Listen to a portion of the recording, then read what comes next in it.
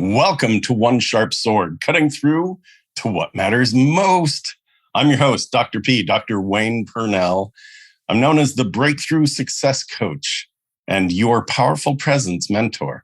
Welcome to this journey. Welcome back to another episode of One Sharp Sword. Today, I want to talk about your word. I almost gargled on that one. Your word. Your word. Right around now is when resolutions fail. We're into the new year.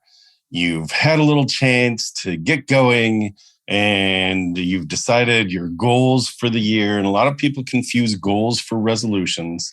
And resolutions really are about, can you be resolute about something? Are you doggedly determined to carry this thing out? Or is it a wish? I'd love to lose 15 pounds or 20 pounds. And it'd be nice if that happened. I'd love to, 10x my bank account. That'd be nice if that happened. What are you going to do, right? What are you going to do? It requires doing something. So what I want to do in this episode is to talk about the main reasons why resolutions fail, and then what you might do instead. Now, one of the main reasons that resolutions fail is that you have to give something up. And that is the truth. If you are really wanting, if you really do want to lose 15 pounds, you have to stop binge watching Netflix and ordering pizza or sitting on the couch and stuffing a bag of Doritos in your face. You can do that. You have to do something different as well. So something changes, right? So in order to get the thing you want, you need to give up something. And it's usually giving up an old habit, something that's been easy for you to do, which means that changing the habit is sometimes hard. Giving up something is real. It's a thing. And I think it's really important that you know that you will be giving something up in order to get something new. And that's going to be the way your life expands from here on out. Whether you've made a New Year's resolution or you have a goal in mind, even if, let's just say you're painting the house, right? You're painting your room. You're giving up the old color of the wall for the sake of a new color, right? So you are giving something up in order to have something new. And if you approach your goal or your resolution that way, that's awesome. But most people don't. And that's one of the reasons that resolutions fail. Number two, here's another reason that resolutions fail. It's hard work. It's hard. You will hear yourself whining and complaining. You'll hear the voices in your head going, this is hard. You start an exercise program and it's supposed to be daily. And, the third day comes around and it's like, today's a rest day. It's hard. And I don't mind rest days. I'm not telling you how to run your exercise program or your diet. You won't get financial advice or nutrition or health advice here. What I'm telling you is why things happen. So this is the psychology behind it. 1, you have to give something up. 2, to stay with it is hard work. Sometimes getting up and putting on your exercise clothes, for example, is the hardest thing you could do. I used a painting example a few minutes ago, right? So painting your room, for example. I don't actually like painting. So for me, the thought of it is great. I would love to see a change of color. Doing it, prepping it, it's not for me. Like, that's hard. That's the prep of it is hard. For some people, easy, done. Like you think of it, it's done. An exercise program, that's hard. It gets cold. It gets hot. You get hungry. You get tired. There are going to be all kinds of reasons why it's hard to stick with it. Change of nutritional patterns. there will be all kinds of reasons why it's hard to stick with it. Change of financial direction. There will be all kinds of reasons or excuses why it's hard to stay with it.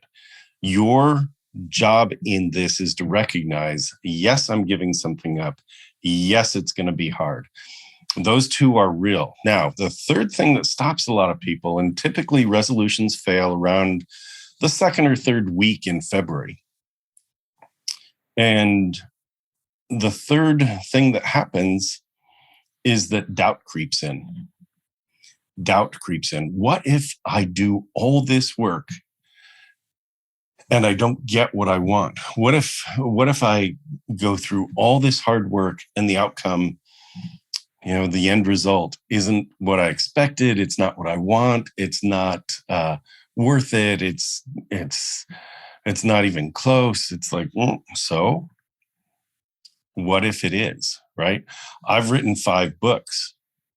If in sitting down to write my first one, I had to think about, what if I write it and nobody reads it, or people think it's terrible, or whatever?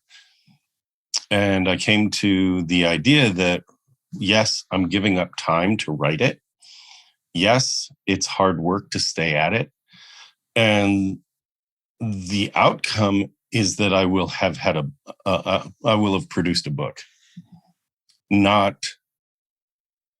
did anybody read it? My goal was to have it help people. And the fact that it's helped more than one person, each of them, is a double bonus for me. So what happens in our heads is we think about all the tragedy, all the horrible outcome. What if I do all this work and I don't get what I want? And that's imaginary, because what if you do all the work and it's better than you want? This one behind me, Dynamic Transitions, became an international bestseller. It became top of the list in 4 different countries. That's pretty great. And that happened because I learned along the way. What if? And how do I plan for? And so your use of imagination is what allows doubt to creep in. And that same imagination is what can squash the doubt. Now, with all of that said, you can set goals that way and you can move towards those goals that way. With all of that said, I am kind of anti-resolution. I don't like to see things fail. What I like is to see goals and to see micro goals. What step do you need to take that you will then build on? And so what I look at, and the title of this particular episode of this podcast is, what's your word?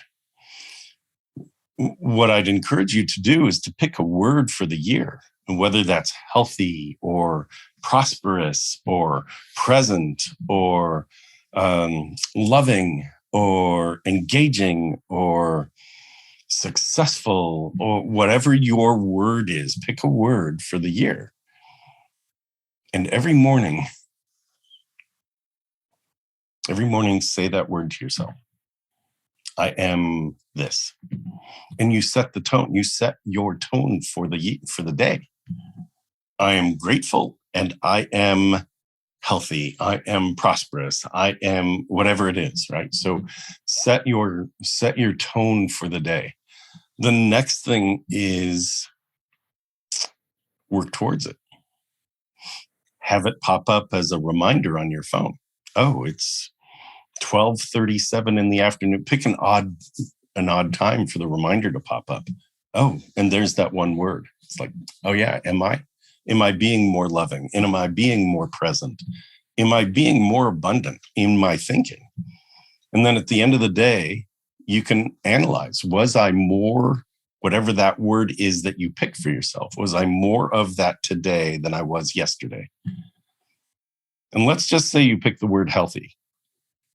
Did you have healthier habits today than you did yesterday? And if so, celebrate that. And if not, what are you going to do tomorrow? Because you're going to wake up and that's going to be the first word that you think of. You might think of gratitude. Thank you, which is how I start my day.